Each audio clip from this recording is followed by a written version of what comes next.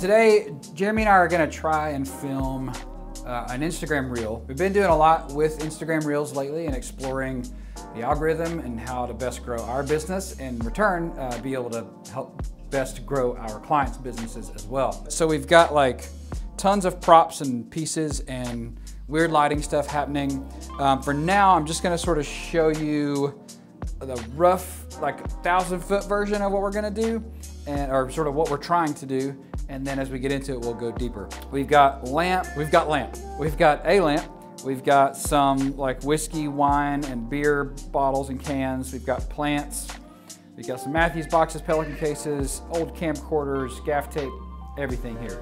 One fake plant, one real plant, for anyone wondering. This lighting situation over here is something that we've seen lots of different people do, and we've used a couple times. Just cut some shapes out of cardboard, and we're gonna see what happens with the little bit of shape that we have on the background. Got a couple Nanlite Pavo tubes. Our rig here, our other C70, Jeremy's shooting on the C70 now.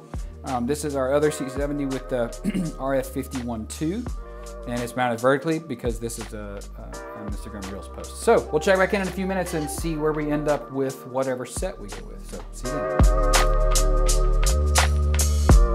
Our goal with this reel is that we have no object in the center of the frame, so that we can have text that we're gonna do obviously in post-production in the center frame, but we wanted like pieces of things in different parts of the frame, around the edges of the frame. The reel is gonna say something like, do you have a product, service, or brand that needs marketing content? And then we'll see Go Chroma. Part of the goal was just to have things that represent products, services, and brands in the shot. And we just tried to do that with stuff we had laying around the office. From the camera's perspective, the first thing is that we're on a slider. We're obviously vertical, and there's a plant here. And so when we move the slider, it's slowly pushing past this plant. And you can't see the plant. If you look at the screen here, you'll see like, you can't see plant at all. You can't see plant, but that's another plant up there.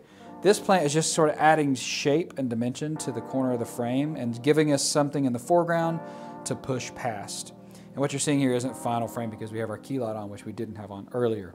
Once the camera pushes past that plant, our subject, the closest thing to a subject that we'll have in focus is probably this old Canon AE1 film camera with a little fake plant behind it. And obviously we have an Apple box and Pelican case it's stacked up on.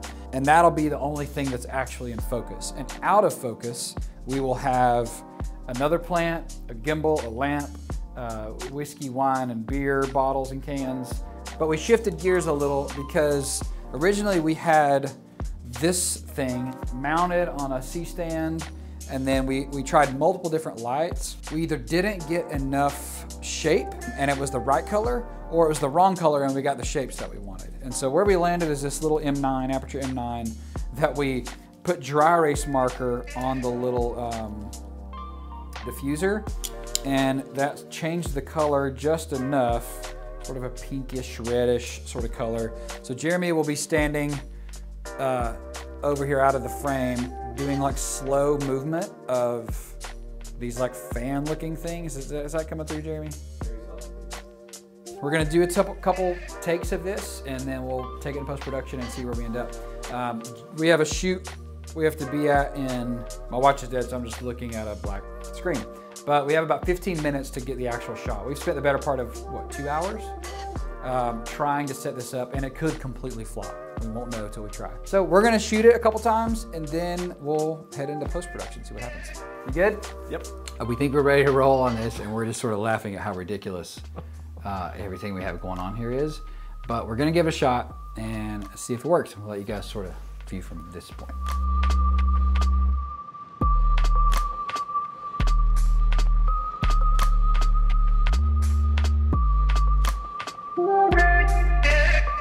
Okay, so I just posted it, which means it worked, which is exciting.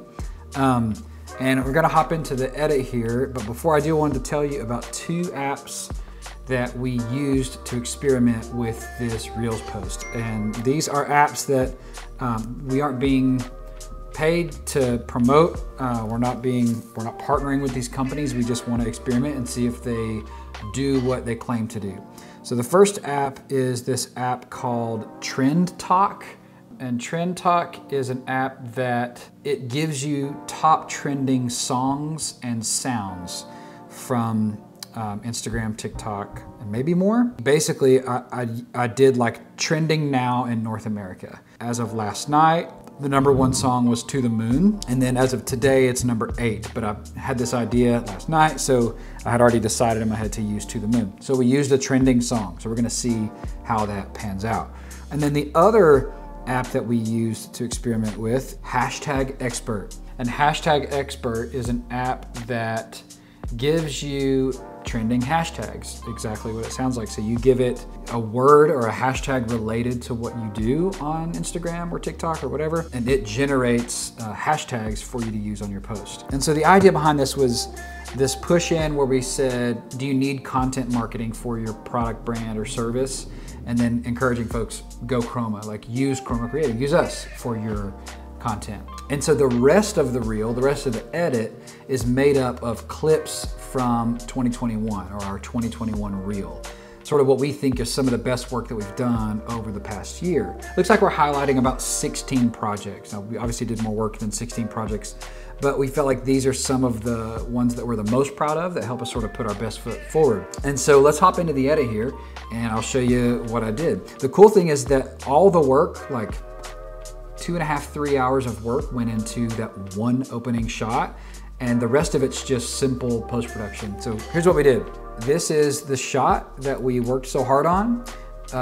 It's simply, that's what it looked like out of camera. This was the C70 with the RF50 f1.2 on a slider pushing in, and then with those like finger looking lights that we did with the cardboard and the little aperture light.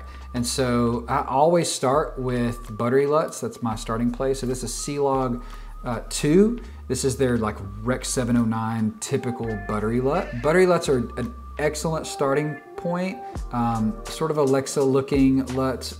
We find that they're typically a little bit desaturated and need a little contrast. And so my color wheels adjustment is just adding that. A little bit of saturation, a little bit of contrast, pulling the shadows down, pushing the highlights up a tad, maybe pulling midtones down just a little, adding like a tinge of blue in the shadows, and calling it done. So again, out of camera, Buttery Lut, adjustment. And that's our final look. And so here's our shot. As you can see that slow push in with the moving lights. We showed you how we did that. We love Motion VFX. Their plugins are a little pricey, but we find that we get a ton of use out of them. We've used Pixel Film Studio's plugins for Final Cut in the past, and they're great. And they're especially great for like one-time use, but we find that we don't get a whole lot of use out of them after a specific use case for a specific project, whereas Motion VFX is not that same way. We used this plugin here where we asked the question, do you need to market your product, brand, or service? And then we cut to the answer to that question, which is we're encouraging you to go Chroma Creative. And then we start cutting to our reel. And what you can see we did, this is vertical obviously because it's for reels. And so we just grabbed 3 clips that we liked from each of these projects. We cut them to the beat of the song, and that's what it looks like. So you get your intro, your opening, which you worked so hard on that shot, and now we're in. And these are really short, back-to-back, stacked clips, just filling out the frame, and Final Cut is dropping frames. But you get the idea.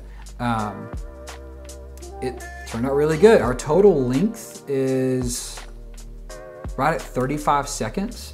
And you know, I think you can get up to a minute on a reel, but we feel like we said everything we need to say in 35 seconds.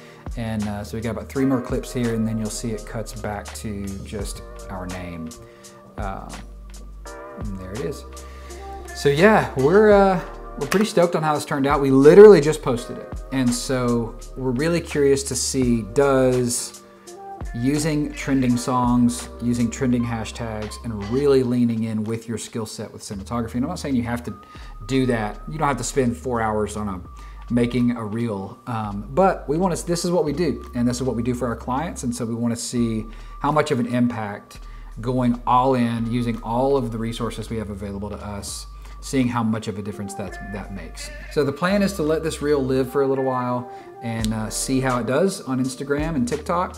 And then the next time we post on YouTube, we will circle back at the beginning of that video and sort of talk about how this reel did. Thanks for hanging out. Hopefully you learned something. We certainly have learned a lot up to this point and hope to learn more from this project. And we'll see you in the next one. Cool.